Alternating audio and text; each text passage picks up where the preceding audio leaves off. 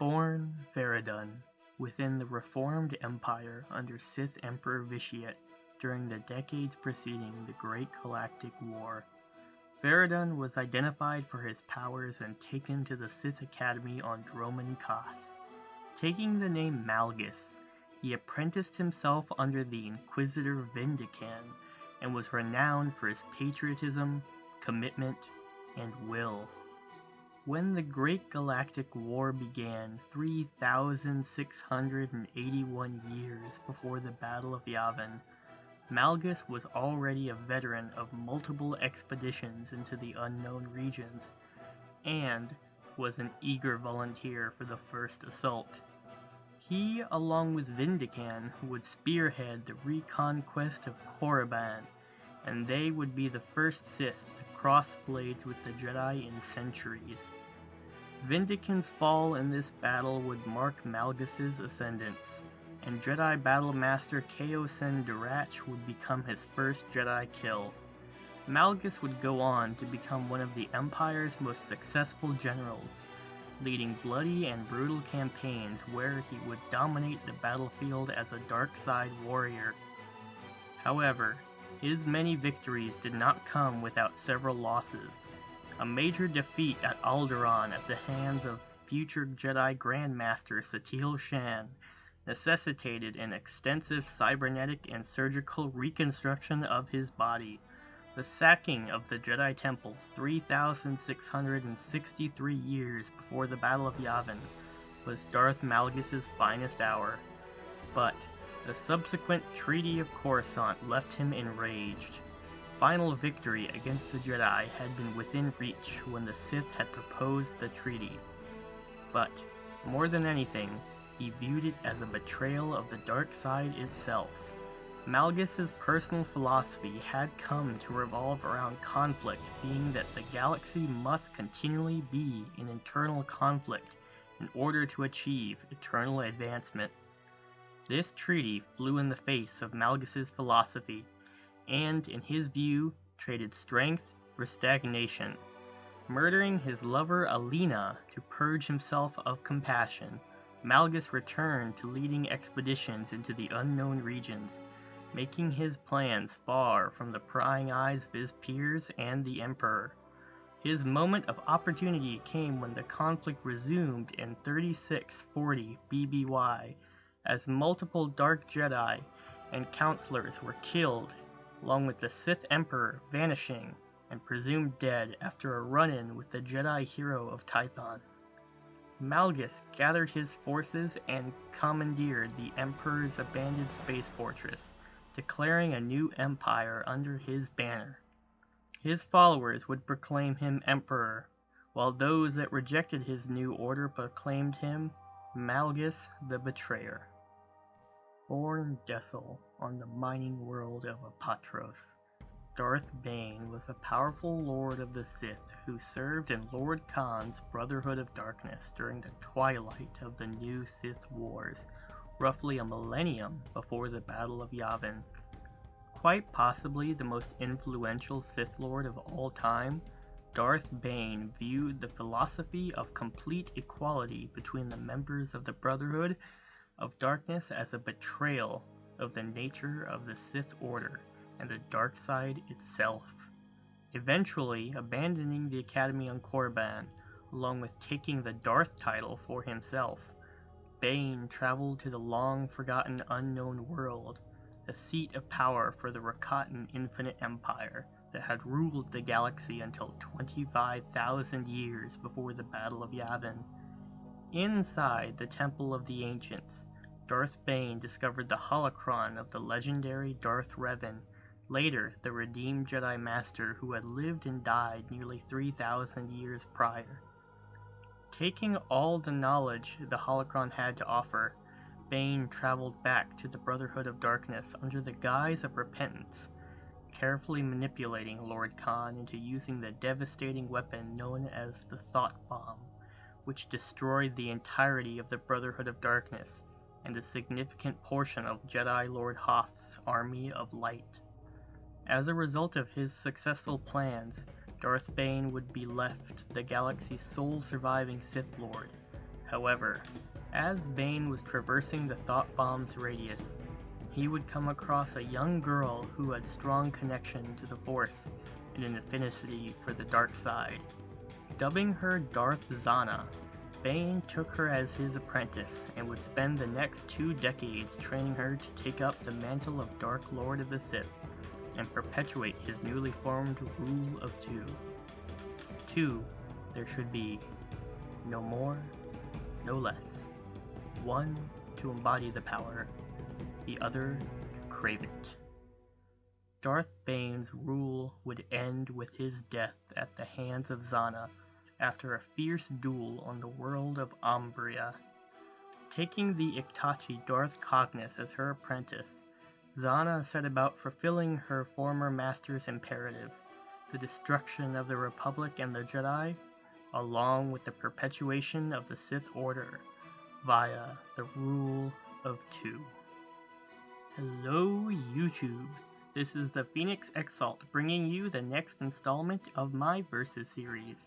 For this analysis, I will be using Darth Malgus during the time frame of the Old Republic MMO, and Darth Bane from the time frame of the novel Dynasty of Evil. I will be pulling from Legends continuity along with any canon materials that do not directly interfere with previously made Legends materials. Due to the fact that the Disney Story Group is going in a direction that is neither original nor creative, I will not be using canon as the main part of Star Wars media for my videos, though I am quite willing to use characters and events that do not overwrite previous ones, as I quite like these characters and they only add to the universe. As always, I own none of the characters, art, music, or other media depicted in this video, and all rights to them go to the respective companies. With that out of the way, I present to you Darth Malgus versus Darth Bane.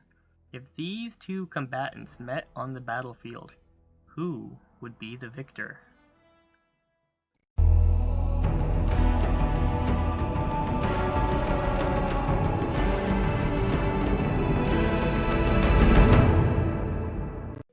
A 60-year-old human male, Darth Malgus was a war veteran with a history of severe injury, the most notable of which was earned on Alderaan when Satele Shan used a powerful force wave to bury Malgus alive under hundreds of tons of rock. Malgus managed to barely survive by cocooning himself within the force, though the injuries he suffered necessitated a cybernetic reconstruction. Despite this, before he could seek assistance on Alderaan, he managed to fight through the pain to brutally kill 2 more Jedi that day. The Old Republic Encyclopedia states that it took the combined efforts of the Empire's best cyberneticists to stitch Malgus's broken body back together. However, despite the respirator mask used to treat Malgus's damaged lungs, there is no information as to the extent or properties of the rest of the reconstruction, though some inferences can be made. Due to Malgus's ability to summon Force Lightning, it can therefore be assumed that his biological arms remained intact, as he was not subjected to the same limitations as Darth Vader.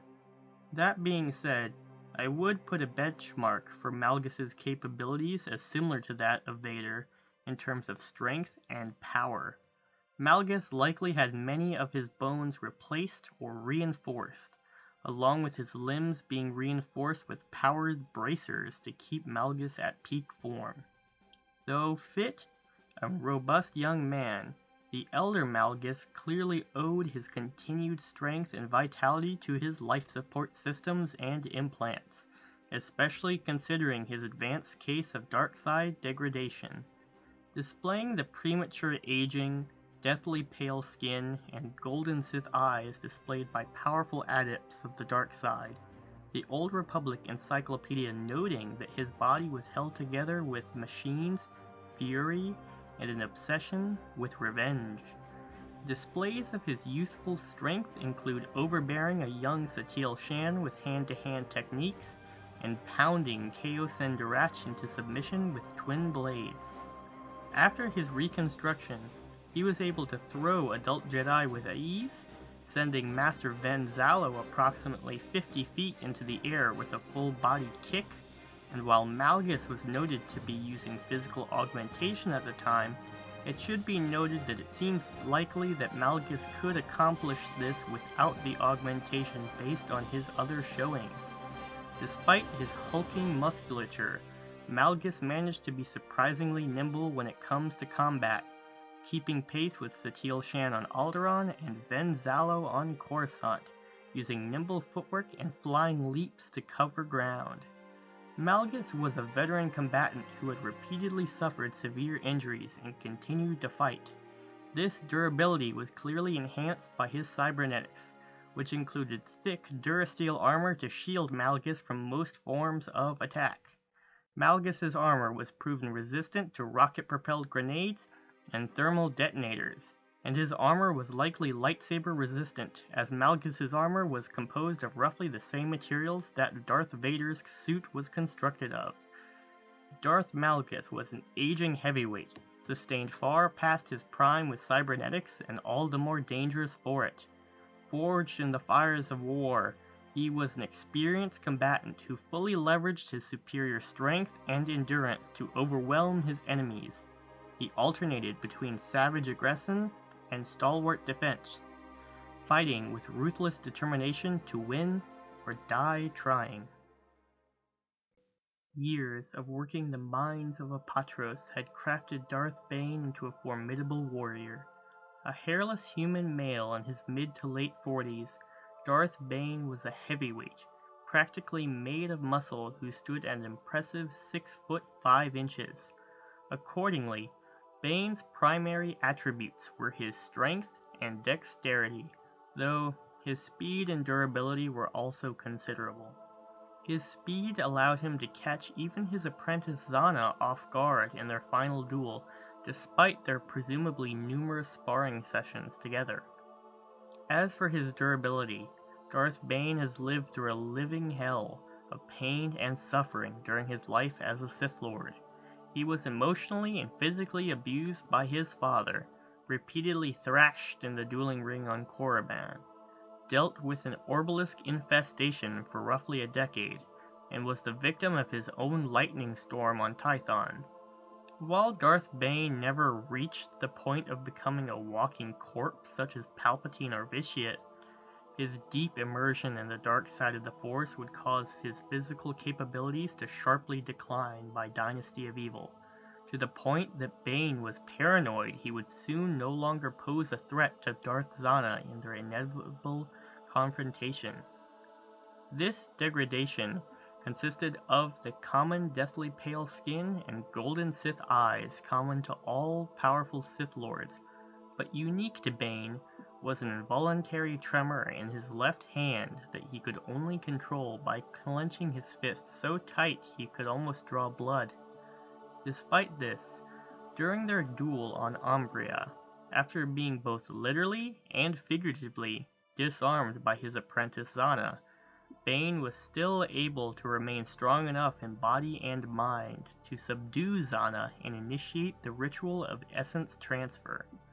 All in all, Darth Bane was an aging combatant that was rapidly approaching some of his fellow Sith Lords in their dependency on physical augmentation to function effectively on the battlefield. However, that time had not quite arrived, and Darth Bane was still a devastating physical force to deal with. This category is easy to call. While Bane is some 20 years younger than Malgus, and is a very impressive specimen, Malgus is simply too much. The importance of Malgus's cybernetics here cannot be understated, as he is given much of the benefits of Darth Vader's suit with almost none of the detractions. Additionally, while his respirator mask could be perceived by some as a weakness, unlike Vader, Malgus seemed perfectly capable of functioning without one for some time, as shown by his ability to engage 2 Jedi after his defeat on Alderaan, and his ability to easily slide aside the mask without consequence when needed. All in all, while Darth Bane is a beast of a man with an incredible constitution, Darth Malgus is quite literally built like a tank, who possesses strength and durability Darth Bane cannot match. Darth Malgus gets the edge in physical capabilities.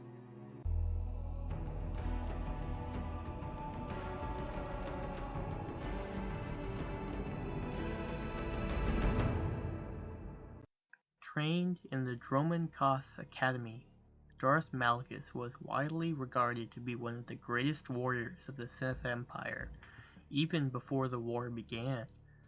Given how well Lord Vindican dealt with Battlemaster Darach, Malgus clearly benefited from his training, demonstrated when he overpowered Darach at the end of their duel. During the war, he would rack up hundreds of Jedi kills, as well as besting the eventual Jedi Grandmaster Satele Shan on 2 separate occasions.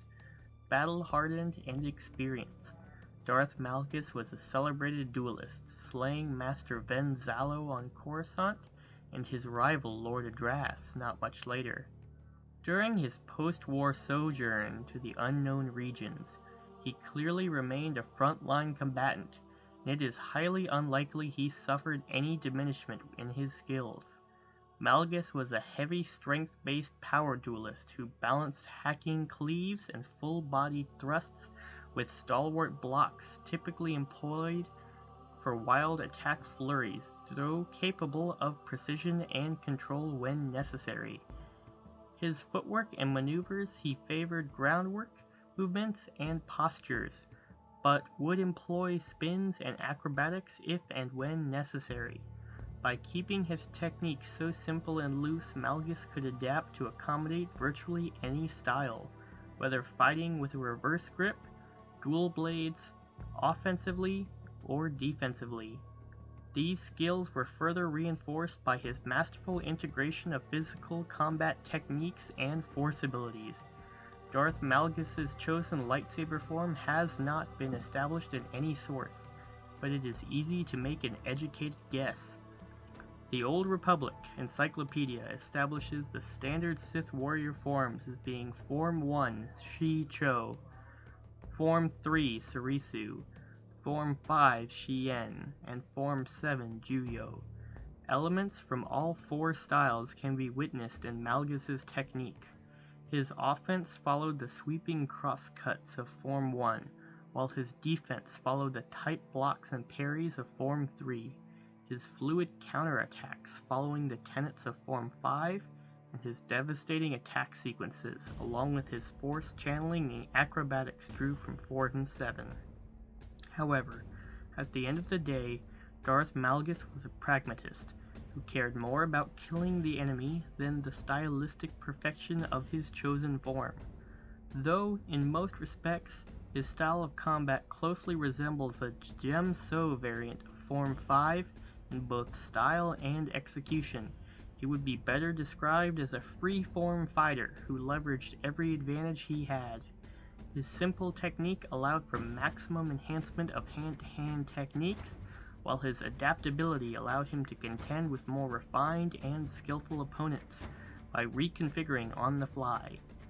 His free-form fighting style began a great equalizer, allowing him to defeat the great duelists from both Jedi and Sith of his era by canceling out their advantages and leveraging his own, besting superior swordsmen by being a better fighter. Though, as his first bout with Aaron Lanier showed, he was vulnerable against his own brawler tactics, and because his style was so loose, he was unable to leverage a technical advantage in skill over an opponent. His success predicated on experience rather than skill. He was an expert at anticipating the responses of his opponent and using this knowledge to either preempt or manipulate them, such as when he suckered Ven Zalo by feigning weakness before luring him in and impaling him. However, his focus on his opponent was often so complete that it led to tunnel vision, and he has consistently failed to use the environment around him or prevent his opponent from doing the same. More brawler than duelist, Malgus's approach to combat would be best summarized as endure and power through. As a defender, he would hold his ground and stonewall his opponent, relying on his armor to stop anything that slipped through, and on the offense, Malgus would hit like a freight train, utterly overpowering his enemies with sheer might, and if his initial push wasn't successful, he would ramp up his control and get creative by using fists, kicks, force abilities, or an extra lightsaber that someone dropped on the ground.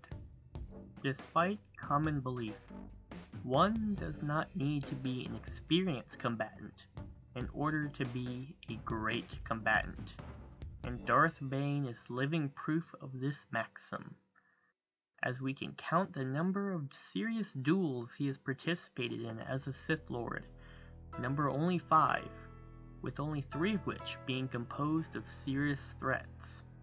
These duels are his duel against Blade Master Kasim, the group engagement on Tython, and his final confrontation with Darth Zana.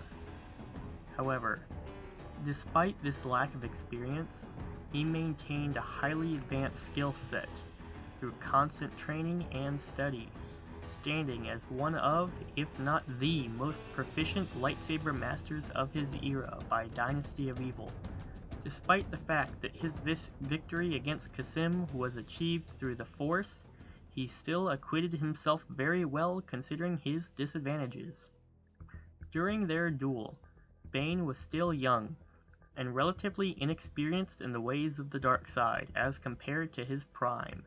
Likewise, Bane had never before faced an opponent as talented as Kasim, and both had an incredibly detailed understanding of each other's styles due to their secret training sessions on Korriban.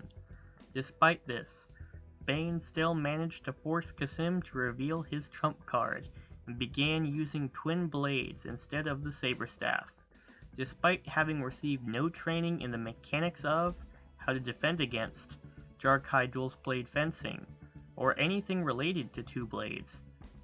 Bane was still able to defend himself long enough to give himself room to utilize his force abilities. Moving to the group engagement on Tython, where Bane held off a battle meditation amped Jedi Lord Valentine Farfalla, Weapon Master Rakasta Lisu, and Jedi Knight Johan Othone, I will explain my opinion I have formed concerning that particular feat. Due to the nature of the Orbalisk armor being completely impenetrable from all forms of attack except for electricity, Bane was free to take a stance that was pure offense without any regard for his own safety. The novel Rule of Two even notes that Bane would have been killed several times over had the armor not been protecting him. Despite the seemingly unbeatable advantage, it would be Darth Zana and not Bane who racked up the highest body count that day. Due to these factors, I believe it is safe to assume that almost any Sith Lord substituted for Bane could achieve the same feat, so long as they had an Orbalisk armor shell as well. Therefore, based on this analysis, I shall not be utilizing Bane's engagement on Tython as a part of any conclusion, despite how impressive it may be. While many Sith of Bane's Rule of Two would dedicate themselves to a particular style of lightsaber combat, this would not be the case with Darth Bane. Bane would direct his focus to the 3 main complementary styles to cover off all his bases. These would be Form 3, Sarisu, Form 5, Jamso, and Form 7, Juyo. These 3 styles are all closely associated with the styles of Emperor Vitia's empire. Bane's application of Form 3 was simple, yet effective, using nimble footwork and close blocks to defend against blaster bolts and saber offensives. Bane's most impressive display of his skills with Sarisu was when he chose to defend himself against a rainstorm as a method of practice. He would walk away without a drop of water on him. The Jamso would make up the backbone of Bane's offensive capabilities. Its focus on strength and power allowed him to use his size and strength to his advantage. Meticulous, yet devastating, Darth Bane would employ his skills with a single-minded ferocity, which was notable even for the Sith. He would hold nothing back against his adversaries, using power blows to utterly overwhelm his foes, relying on strength and endurance to power through and utterly destroy the opposition. Form 7 was utilized by Bane as a reserve rather than a true fighting mode. This was best shown by Bane during his final duel with Zana, where he opened with Form 5 to gauge her defensive capabilities, and then rapidly shifted over to Juyo to catch her off guard. Zana would describe his usage of Form 7 as faster than she could have imagined, and completely unpredictable, seemingly randomized. Ultimately, what lets Bane down as a duelist is his lack of experience. He will on occasion make poor decisions for his situation, and he is simply not trained to expect unorthodox tactics and maneuvers, as was clearly shown against Qasim. And while it would be foolish to assume that he did not rectify his inexperience with dual sabers, how many other forms of attack has Bane yet to be exposed to that he does not have an answer for? Due to this, I will put Darth Bane's saber skills at roughly on par with that of Count Dooku, at around tier 1.5, having taken his chosen forms to the absolute nth degree, though being held back by one factor from being a true tier 1. This category is as difficult to call as they come. On the one hand, Darth Bane's complete mastery of his chosen forms, along with his obvious technical superiority, would seem to give him the edge. Though, while there is a skill gap between the two, it is not insurmountable, as Malgus has shown at the very least a high tier 3 application of martial skill, if not a tier 2. Coupled with the fact that Malgus' skill set is optimized to take on opponents more technically skilled than him, makes the skill gap narrow even further. More so, as both are trained Sith warriors using the standard forms, it is highly unlikely that there is anything that one is bringing to the table that the other has not seen before. Malgus has dealt with speed fencers utilizing Form 4, such as Satil Shant and Venzalo, rendering any advantage Bane would have in Form 7 speed moot. And, while Bane has not fought a dedicated power duelist before, he would have an intimate knowledge of how to combat one because he was a dedicated power duelist. Combining all these factors together leaves me with only one conclusion.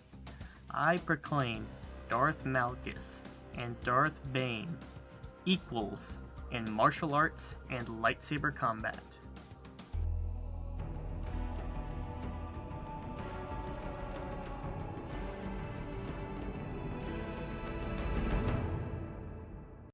Darth Malgus was a giant in an era of giants, a relentless Sith warlord renowned for his elemental fury, his feats unduplicated for millennia, a graduate from the Droman Khas Academy. Darth Malgus truly came into his own during the war, beginning with a vision of the galaxy consumed by the flames of war during his first pilgrimage to Korriban. Effectively a dark side worshipper, Malgus dedicated himself to rage, completely revealing himself to the Force. He was revered by the soldiers under his command for his power, and Malgus would hold a high degree of respect for their service and drove them to excellence.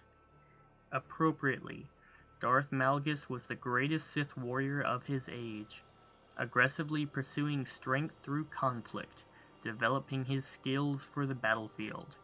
He emphasized visceral offensive abilities, leveraging his strength in the Force in devastating area of effect attacks.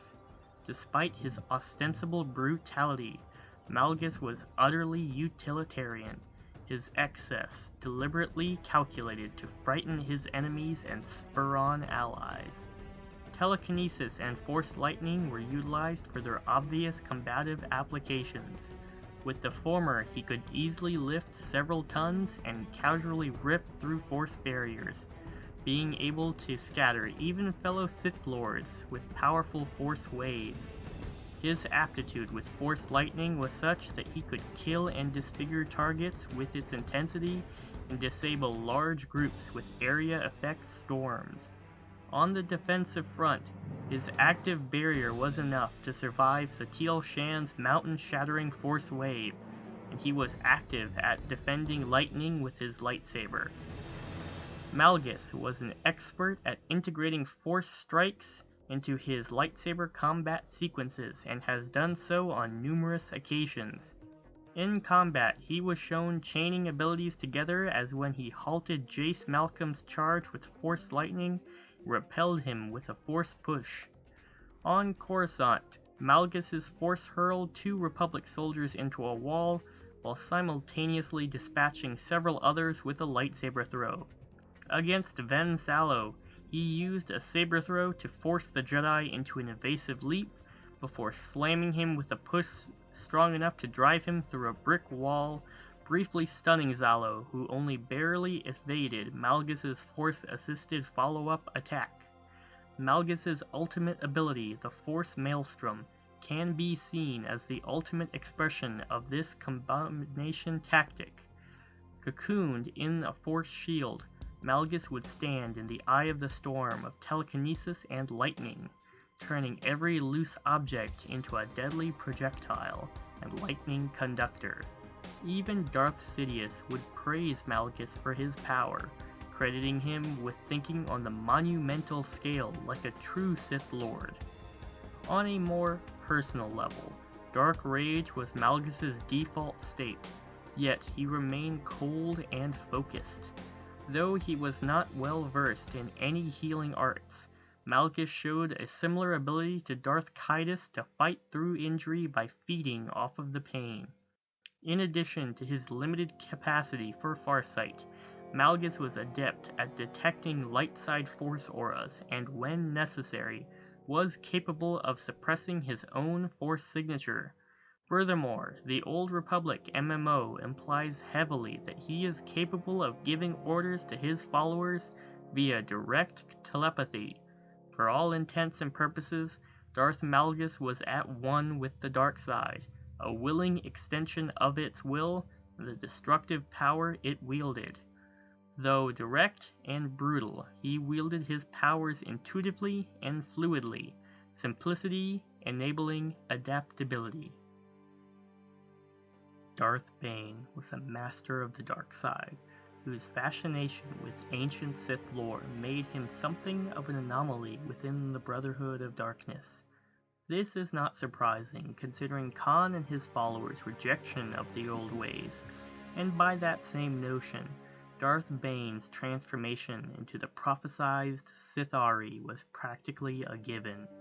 Darth Bane's study and application of the Force was heavily influenced by his tactical sensibilities, which were based around grand-scale manipulation and long-term preparation. Accordingly, he established a basic understanding of all 3 branches of Sith training, his tutelage under the holocrons of Darth Endedu, Freeden Nad, Belia Darzu, and Darth Revan especially being the catalyst for his advanced skill set. As he functioned primarily as a swordsman, Bane was especially adept at channeling the Force to physically augment himself to the point that he could perform the superhuman displays of strength, speed, and agility that all Jedi and Sith combatants were renowned for. This aptitude was pushed further by his usage of Dark Rage, which he used to reinforce his body, especially towards the end of his life. In regards to telekinesis, Darth Bane's applications are simplistic and flexible, but combatively leave a bit to be desired. While Sith Lords such as Darth Vader or Count Dooku were able to produce dramatic results with subtle ease, Bane's powers were blunt and straightforward. He relied almost exclusively on vicious force pushes and grips to blast away or throttle the life from his targets. While he has demonstrated advanced skill with lightsaber throws, such demonstrations were rare, and he has never once been depicted using the Force to hurl loose objects at his opponents despite ample opportunity to do so. This focus on brute strength carried over to grand-scale manipulation. During his duel with Kasim, he released a force wave strong enough to completely pulverize Kasim and collapse the temple, and while Kasim did manage to survive the wave with a strong telekinetic barrier, he did not survive the avalanche that followed. Bane has also shown to have a talent for ripping through even active force barriers, with his own barrier strong enough to resist all but the most powerful even 2 decades before his prime. Though incapable of utilizing the healing arts, he was capable of using the Force to purge toxins and poisons from his system, provided he could accurately identify the toxin before it took effect. Darth Bane showed a pronounced affinity for Force lightning after only 1 training session, and it served as one of his primary offensive abilities. In combat, he was able to lash out at lone or multiple targets with enough intensity to kill or incapacitate them almost immediately. And, when fully unleashed, he was capable of flash-frying anything his bolts came across. On a more technical level, Bane has used lightning as a means of deflecting blaster bolts, likely compensating for an inability to use Tutaminis. During their one-sided engagement on Doan, Bane was able to block a strike from Zana's lightsaber with a static barrier. This was an obscure dark side power that allowed the user to channel Force lightning into a protective barrier, and also mastered by the late Sith Lord Darth Thanaton. However, it can be assumed that this was a taxing power to use, as he did not utilize it against Zana during their duel on Umbria. While Darth Bane will freely admit to possessing little proficiency with Sith spells, he did research as much about the arcane powers as possible, both to guide Zana in her learning and to guard against her later. Despite his lack of aptitude, Bane knew several rituals that were well within his scope of power. For example, he drew on the strength of the remainder of the Brotherhood of Darkness to unleash a storm of hellfire that devastated the landscape of Ruusan and nearly wiped out Lord Hoth's army of light. While performing this ritual, Bane was also utilizing his mastery of the power of Consume Essence, feeding off the negative emotions and power of other Darksiders, though it is implied that Bane can only perform such a feat if the Darksider in question is either of a weak will or willingly submits to him, as Lord Khan was able to escape from this power, pulling the rest of the Brotherhood with him. While plundering Darth Endeto's tomb on Prakith for his holocron, Darth Bane would draw on the latent energy of the Sith world to initiate a variation of the Force Drain ability known as the Death Field. Unlike the more simplistic versions used by other Sith Lords, contact with Bane's Death Field would result in the victim withering into mummified husks and dying instantly, though it's worth noting that even Bane admitted to only being able to use the power with an external Force nexus to draw upon, and likely would be unable to even do it for a brief moment during live combat on an even playing field. Darth Bane's telepathic abilities were extremely advanced. He has shown affinity with the basic mind trick and the beast trick ability, along with being able to resist the attempts at psychic domination utilized by Lord Khan and Darth Zana's spells of fear and madness. Finally, Darth Bane was a master of the Essence Transfer ability. The ability of Essence Transfer allowed for the user to transfer their conscience into a weak-willed being. However, it should be noted that this was a one-time only attempt, as the user's body would be destroyed by the ritual, and should they fail to overcome the victim's will, the user's consciousness would be cast off into maddening oblivion. First off, some canceling out needs to be done. Neither are Tier 1 telepaths, so that will not come into play. Darth Bane's knowledge of rituals is impressive, but he has never been shown nor implied to be able to utilize one that can be used in single combat.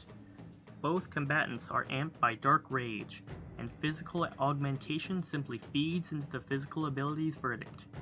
Next, Neither have access to healing arts nor to Temenis, and so no edge is present there.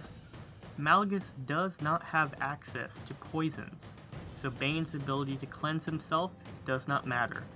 And finally, it is suffice to say that Malgus' will is strong enough that should Bane enact the power of essence transfer, it would be easy for him to overcome it. Finally, we come to offensive and defensive capabilities. While this contest would be closer than many believe it to be, the lead is not insubstantial. Darth Malgus is no doubt a powerful Sith Lord, with many impressive displays of power, and the Force Maelstrom ability in particular is quite impressive. And it should be noted that his displays of chaining and multitasking with his abilities would prove to be a serious challenge to Bane. However, should a Force duel break out between the two, it will be Bane's game through and through. Bane showing in telekinesis and Force lightning outclass Malgus in magnitude, and since neither use the environment to their advantage, Malgus overcoming Bane through trickery is out of the question. Additionally, Malgus would have no answer for Bane's static barrier other than waiting for Bane to drop it and begin his offensive. And while I do not believe that Bane would use it all the time, as he would be more inclined to use it against Kasim, Sana, or even the duel on Tython, it is unlikely that he would not use it if his life was at stake. That being said, I do believe that Malgus' active barrier is strong enough to withstand a full power Force wave from Bane, as such a wave would be comparable to what Satil Shan unleashed upon him on Alderaan. Despite this, it would only take one mistake on Malgus' part to be obliterated, and while Bane would have to make several. Therefore, I award Darth Bane, a true Tier 1 Sith, the Sith RI, the Edge, in Force abilities.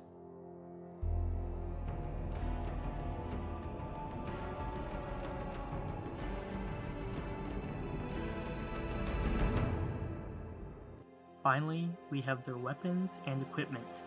Darth Malgus wields a standard Sith lightsaber with a red synthetic crystal as the focusing lens. The weapon was only notable for its razor-sharp emitter guards, maximizing its lethality in close quarters. More notably, Darth Malgus wore a set of Sith armor composed of durasteel plating and armor weave. While not lightsaber-proof, it was lightsaber-resistant, and a suit of similar composition worn by Darth Vader has been shown sustaining light hits from a lightsaber. Darth Bane wielded a curved-hilted lightsaber powered by a red synthetic crystal. The lightsaber was gifted to him by Blade Master Kasim after his dominating victory over his rival Sirak in the sparring arena. A curved-hilt lightsaber fits more snugly into the palm, providing more leverage and subtly changing the angle of the blade when striking, potentially confusing or disorienting an opponent. While typically associated with Form 2 Makashi, Kasim believed it would also be a good match for Bane's Form 5. Despite the nature of Bane's weapon, Malgus' dark armor was more of an asset, as a small margin for error is better than none at all. Bane's curved hilt is unique, but its benefits are mostly amping his lightsaber form, which has already been addressed. Therefore, I give Darth Malgus the edge in weapons and equipment.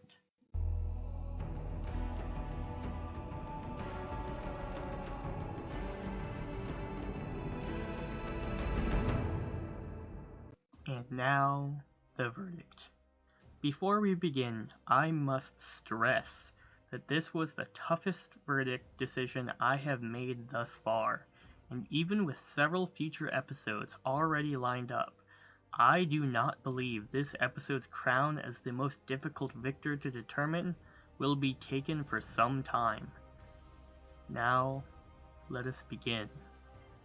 For this fight, let's say it takes place in the Theed Royal Hangar on Naboo, with multiple loose objects of various sizes for the combatants to use if they so choose. Additionally, let us assume that for the purposes of this fight, neither combatant recognizes the other, because one or both combatants recognizing each other would cause the combatants to behave much more differently than normal, and as such would not be an even playing field. Additionally, and as per usual, to keep the playing field even, neither combatant will have time to prepare for the battle, and the fight will start with both combatants in full view of each other. As a final tally for this matchup, I see the victor winning 6 times out of 10. This will be a scenario of 1 majority victory. Let us begin. Darth Malgus stared across the hangar before his eyes found his opponent. A tall man who was practically overflowing with the power of the dark side. Malgus knew that this would be his greatest challenge, the one adversary that he just might not be able to overcome. Letting loose a bellowing war cry, Malgus charged across the hangar to face his adversary. Darth Bane returned the opposing Sith Lord's stare, clenching his left hand to stave off the tremors. He gave in to the familiar currents of the dark side and rushed to meet his adversary. In the early fight, I can see no conclusive advantage to either side. Both combatants are swordsmen at heart, and neither would be immediately on the lookout to begin letting loose with their force abilities. Additionally, since they are so evenly matched in lightsaber combat, it is highly unlikely that either Sith Lord could manage to overcome the other immediately. Therefore, I do not foresee the fight ending at any point during the early fight. The two combatants met blade to blade. Raw power singed the air between them as they slammed into each other. The attacks were vicious. Bane, with his heavy-handed Gemso, was hitting Malgus with attacks so hard they would shatter the bones of an ordinary human. Malgus was responding in kind as they continued their duel across the hangar. Grunts echoed throughout the chamber as the combatants hacked away at each other. Every strike contained all their power. Every strike aimed to kill. Bane let the fury of the dark side continue to wash over him as he continued the duel. The more he studied the bald berserker in front of him, the more he was able to recognize the power he was up against. His opponent's style was deviously simple, dedicated to stay loose and allow for less refinement of a form. Bane soon decided on a suitable trap for his obviously inferior opponent, and allowed himself to fall into the defensive nature of Surisu. Malgus kept his head as cool as ever, and reveled when he realized he had forced the Sith in front of him on the defensive.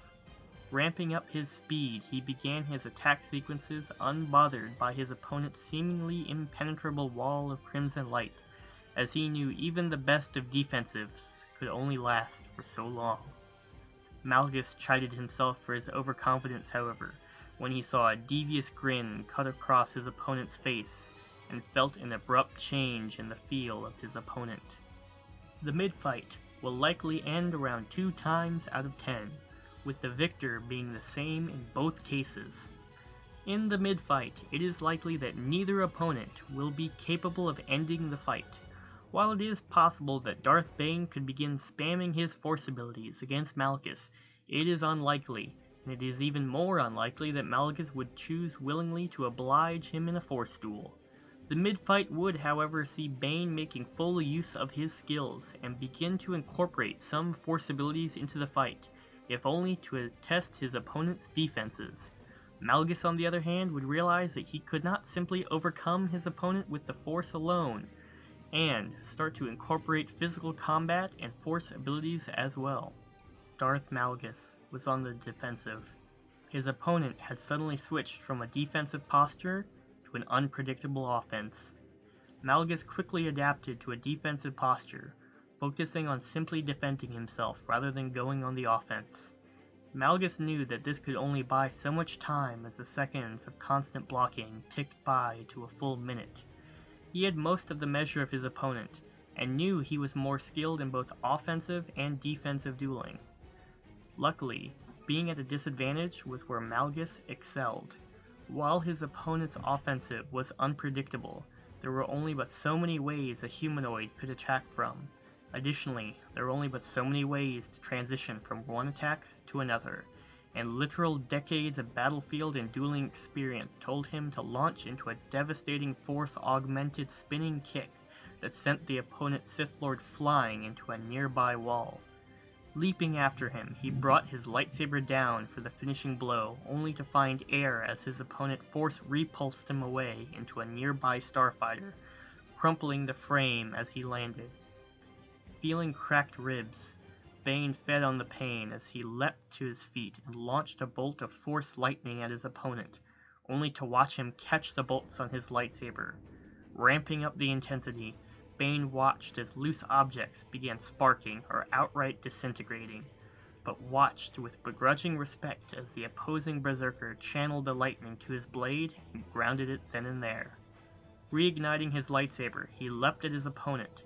Catching a burst of force lightning on his blade mid-flight, Bane switched back to Gemso as he continued to barrel down on his opponent, refusing to give up an inch of ground as both opponents once again resumed their sequences. As the two combatants continued to trade blows, their bodies began to show the scars. Malgus's armor was being slowly whittled away by strikes he had not quite dodged or blocked in time, his cape having long since been discarded by a flick of a lightsaber. His powered bracers were straining to keep up with the ferocious assault being placed on them, and he began to draw more heavily on the force to reinforce his cybernetics. Malgus was also suffering from the effects of the Force Wave as he felt minor internal damage from his unceremonious crash into the starfighter. Bane could feel his cracked ribs worsen as he too was given blows from the berserker. A sweeping fist across the face had split flesh and drew blood. A particularly brutal kick to the knee had almost bent it backwards, and Bane was now consciously suppressing the effects of a concussion from a pommel strike. Bane began drawing more heavily on his rage, recalling the previous effectiveness of his earlier force wave, charged another one to launch at the berserker. The late fight is where I foresee the fight concluding 8 times out of 10, with all 6 majority scenarios ending here, along with another 2 circumstantial victories for the loser. The late fight will determine whether Bane's superior strength in the Force and more technically skilled fighting style is superior to Malgus's more creative approach to combat. The late fight is also a test of Malgus's endurance, as his one true advantage is his superior physicality and armor. This advantage is useless if Malgus cannot pull through against Bane's might, however. All in all, the late fight will be even more bloody than the middle. Darth Malgus was aware of his opponent drawing on the Force, and unlike previously, this time he was ready. Feigning a slow attack due to injury, he felt the dark man before him release a powerful force wave that sent nearby starfighters flying and disintegrated an unfortunate local vermin who happened to be in the path. Malgus, however, remained in a braced position, cocooned in the dark side as his only sheer will allowed him to remain standing against such an overwhelming force. Feeling the gale stop, he instinctively raised his saber for a block that saved his head from decapitation as the dark man flew at him once again. The battle was on, and as the two combatants continued to wage their marathon lightsaber duel across the hangar, everything began to break. The hangar, if one could still call it that, was in tatters, along with her combatants. Not a single starfighter remained intact as the minutes went by. The ornate tiles and pillars were now all cracked and blackened from lightning. A force maelstrom from Malgus had torn apart anything left functional, and anything larger than a standard meter. He had turned it into an airborne weapon only to disappear in a blaze of red as Bane intercepted them as easily as he would the rain. Speaking of Bane, his cracked ribs were now surely broken from yet another kick.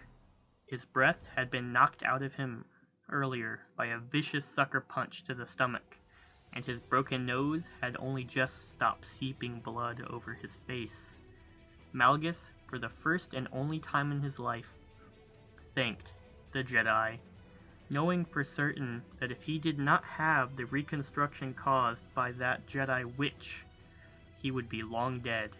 His rage was keeping his cybernetically enhanced limbs as strong as ever, but he knew that ordinary bones would not have lasted this long. He swears he can feel the servos whine in his bracers every time he moves, as if in protest of abuse never before experienced. Malgus was also experiencing his own injuries. A light hit from the Dark Man's lightsaber left something bulging in his stomach where muscle used to be, and he had managed to lose 2 fingers on his left hand at some point. Malgus knew that now was the time to win or die, as he began to chain together his force abilities and combat. A downward stroke with his blade, followed by a hammer fist to the jaw, an upward stroke from the blade, followed with a leg sweep, a lightsaber throw to force his opponent into a kneeling slide, only to find Malgus's follow-up, and begin riding a bolt of force lightning across the remnant of the hangar. Malgus called the Dark Man's lightsaber to his hand and leapt after his opponent, his blades aimed downward for the kill when something unexpected happened. The blades bounced off. Invisible barrier. Malgus repeatedly hammered against the invisible wall, daring his opponent to come back from his hiding hole. Malgus noted the Dark Lord in front of him to be concentrating, as if muttering to himself, when suddenly, in a blinding flash of light, his opponent vanished, and suddenly there was another presence in his head vying for control. Extinguishing the lightsabers and crumpling to the ground, Malgus began a mental war with the opposing Sith Lord for dominance. This battle waged for only a minute, but to Malgus and Bane, it was an eternity. In the end, Darth Malgus would pick himself up from the wreckage and clip his opponent's curved lightsaber to his belt, as a trophy commemorating what he was sure was his greatest victory. And thus, I declare Darth Malgus, the battered and bloody victor. Inspiration for this matchup came from the fact that both were incredibly powerful Sith warriors who set about to change their order from the current status quo. Both believed that the Sith of their era were traitors to the Order and the dark side on whole, and so betrayed their comrades in the middle of war to bring about their visions. Darth Bane succeeded. Malgus did not.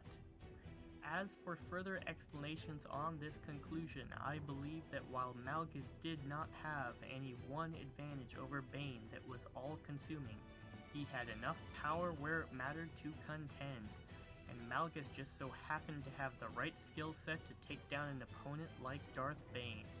That being said, simply because Malgus is capable of overcoming a Tier 1 opponent such as Bane, does not necessarily mean he is Tier 1 level. Mara Jade Skywalker is an example of a Tier 2 opponent that I believe can defeat Malgus due to the fact that she can and will bring the fight to him in completely unorthodox ways, taking advantage of his tunnel vision and fixation on her. In my opinion, Bane was simply too straightforward to easily topple Malgus, and while I firmly believe Bane can win by spamming his force abilities, he has never been depicted doing so in any of his duels, and thus my verdict hinged upon the likelihood of Bane breaking out the force before Malgus could outlast him, and I chose to base my conclusion off of concrete feats in this case, rather than an assumption. With that out of the way, I would like to thank you all for watching this episode of the first season of the Versus series. Keep in mind that this is all my opinion of a hypothetical matchup, and feel free to leave comments, criticisms, or suggestions for future matchups in the comments down below. This is the Phoenix Exalt, signing out, and may the Force be with you.